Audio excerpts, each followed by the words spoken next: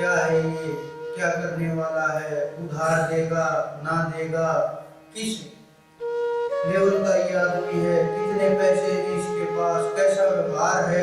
केवल एक जूता देख लेने से वो सब कुछ देख लेता है। दर्जी का देखना आप लोग, दर्जी दूर से चलते हुए कपड़े देख करके ये पहचान लेता है कि इस व्यक्ति का कैसा क्या खेल चल रहा है, कैसा मन होगा, सब कुछ जान लेता है, सब कुछ भाप लेता है। जिसको जो चाहिए उसी की खोज में निकलता है। झरना बह रहा है ज्ञान का, नदी बह रही है, लेकिन हम डरते हैं गोता लगाने से, कहीं डूब न जाएं। और जब तक डरते रहेंगे कोई नहीं नहला ही नहीं सकता, वहां पहुंचा ही नहीं सकता। कैसे पहुंचाएगा कोई, किसी की ताकत नहीं है। जब तक हम समर्पण नहीं करेंगे तब तक कोई नहीं ले जा सकता। लेकिन बहुत बार अनुभव पर आशा की विजय हो जाती है।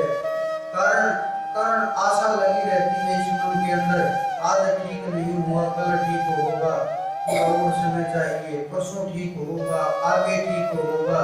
एक व्यक्ति की पत्नी मर गई, बहुत ज्यादा झगड़ालू थी, हर समय लड़ाई करती रहती थी, और सब रिश्ते नाते मित्र दोस्त आ रहे आते ही हैं, वो कह रहे कि बड़ा परमात्मा ने आपके ऊपर कृपा की। कुछ मित्र लोग मजाक करते हैं, और जो सच बोलते हैं मजाक में सच नजर आने लगता है। एक मित्र आया, उन्होंने कहा कि अरे तुम्हारे साथ तो बहुत बढ़िया किया परमात्मा ने, तुम्हारी पत्नी चली गई, बड़ा कलेश करती थी, बड़ी परेशान करती थी, परमात्मा ने तुम्हारी सुन ली, अब दोबारा शादी मत कराना। लेकिन वो बड़ा आश्चर्य में हो रहा, वो कह रहा कि नहीं, शायद कर्म के अंदर ये ही लिखा हो कि इसका सुख न हो, जो दूसरी आएगी वो मुझे सुख देगी। अनुभव बड़ा कड़वा है, बड़ा कड़वा अनुभव है। हम सोच रहे हैं, विचार कर रहे हैं कि पहली वाली दुख दे रही है तो दूसरी वाली सुख देगी। अनुभव अलग कह रहा है, लेकिन जो उसके अंदर आशा छिपी हुई है, पाने की आशा, चाहत की आशा, वो उसे भ्रमित कर रही है, उसे दूसरी दिशा दे रही है, उसे दूसरी ओर ले जा रही है। इसी प्रकार से उस परमात्मा का रस है, उसके नाम का रस है, उसकी ताकत का रस है। हम ये चाहते हैं कि ऐसे ही परमात्मा प्राप्त हो जाएगा, कुछ भी नहीं करना पड़ेगा, लेकिन उसके परमात्मा की प्राप्ति के लिए हमें उसके अंदर उतरना ही पड़ेगा, उसके अंदर खोना ही पड़ेगा। इस तरह से नहीं प्राप्त हो पाएगा। एक बार एक तैरना सीखने के लिए जाने लगा, उन्होंने कहा कि मुझे तैरना सीखना है। अच्छे तैराक की तलाश की, अच्छा तैराक ढूंढा और उसको समर्पण कर दिया कि मुझे तैरना सिखा दीजिए आप, और मुझे आपसे सीखना है। वो लेकर के गया नदी के अंदर। जो ही नदी के अंदर उन्होंने पैर रखा, वहां सीढ़ियां थी, वो बड़ी चिकनाई युक्त थी, वो चिकनी हो गई थी जल के कारण से, तो चिकनी हो गई थी।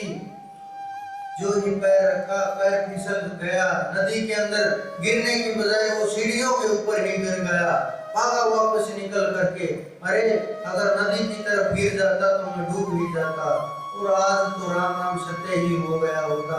तो वापस भाग आया घर पे कि अब मैं, जब तक मुझे तैरना नहीं आ जाएगा तब तक मैं वहां नहीं जाऊंगा। लेकिन जब तक वहां नहीं जाएगा जल के अंदर, तैरना कैसे आएगा? कोई कैसे सीख सकता है चारपाई के ऊपर बैठ करके तैरना? कोई कैसे फर्श के ऊपर लेट करके तैरना सीख सकता है? कोई कैसे गाड़ी के अंदर बैठ करके तैरना सीख सकता है? अगर तैरना है तो जल के अंदर तो उतरना ही होगा, और जो जल के अंदर नहीं उतरा उसे तैरना नहीं आ सकता। कितनी भी कोशिश करता रहे, कितना भी खोजता रहे, नहीं आ पाएगा। कारण ये है कि अनुभव नहीं हो पाएगा।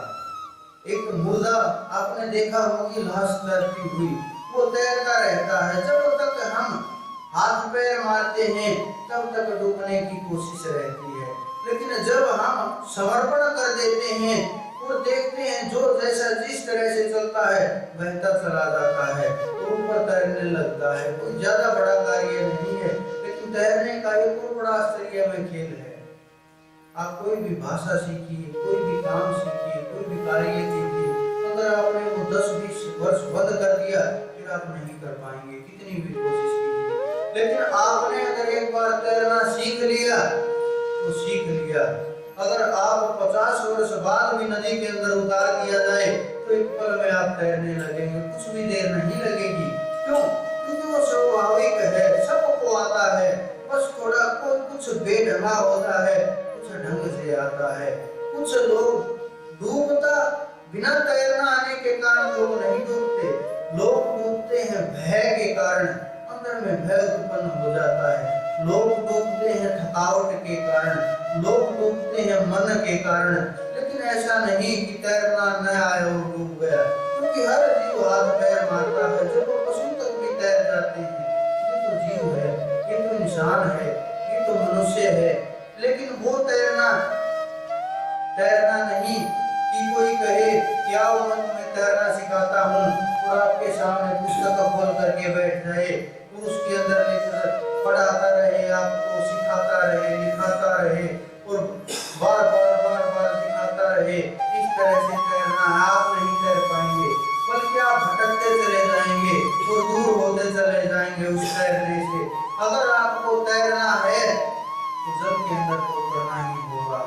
अगर जल के अंदर नहीं उतर पाए तो तैर नहीं पाएंगे, चाहे कितने भी वर्ष लग जाए, कितना भी समय लग जाए। गणित के लिए अच्छा है पहले सीखना चाहिए फिर करना चाहिए, तर्क के लिए भी अच्छा है कि पहले सीखना चाहिए फिर जल के अंदर उतरना चाहिए। लेकिन जो सच्चाई है वो तो यही है कि अभ्यास जल के अंदर ही होगा, जल के बिना अभ्यास नहीं हो पाएगा। तो आप उसकी तलाश कीजिए जो आपको शास्त्रों के अंदर नहीं जीवन के अंदर ले जा करके उतार सके। उसकी तलाश कीजिए जो आपको पुस्तकों के अंदर नहीं आपको अनुभवों के अंदर उतार सके। जब तक आप उसकी प्राप्ति नहीं कर पाएंगे, जब तक आप उसकी तलाश नहीं कर पाएंगे, जब तक आपके साथ कोई ऐसा तैराक नहीं होगा, जब तक, क्योंकि भाव, श्रद्धा, प्रेम, शरणागति ये शब्द बड़े आपको लगता होगा कि मैं हर बार इन्हीं शब्दों का बार बार क्यों प्रयोग करता हूँ। लेकिन जब ये शब्द आपके पूर्ण हो जाएंगे और जब ये आपका कार्य पूरा हो जाएगा फिर कुछ भी शेष नहीं होगा, फिर तो सब काम होता चला जाएगा और उस परमात्मा का रस आप लेने लगेंगे। जो संसार का जो कड़वा अनुभव है, संसार के जो कड़वे रस हैं, संसार के जो कड़वे वासनाएं हैं, उनसे दूर होते हुए उस परमात्मा के, उस अनंत के, उस आनंद के, उस परम चेतन के, उस रस के अंदर आप समाते चले जाएंगे और ग्रहण करते चले जाएंगे। और जो जितना उस परमात्मा की ओर बढ़ेगा उसको उतनी ही प्राप्ति होती चली जाएगी। तो आपको अपने प्रत्येक अनुभव से सीखना है और उस अंधकार से प्रकाश की ओर बढ़ना है। उस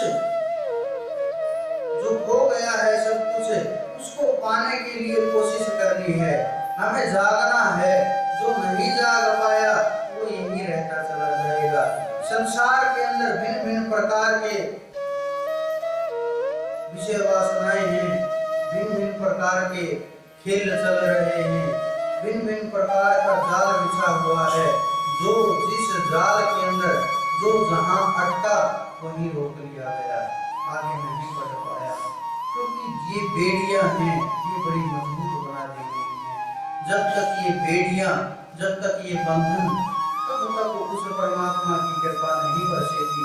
जब ये बंधन टूटते चले जाएंगे सब कुछ सामने होता चला जाएगा और जब सब कुछ आपके सामने होगा फिर निखार होगा, फिर कोई परेशानी नहीं होगी, फिर कोई दिक्कत नहीं आएगी, फिर सब कुछ उस परमात्मा की मेहर से आभास होने लगेगा, उस परम चेतना का, उस परम प्रकाश का, ज्ञान कोई दूसरा नहीं है। ज्ञान कोई पुस्तकों के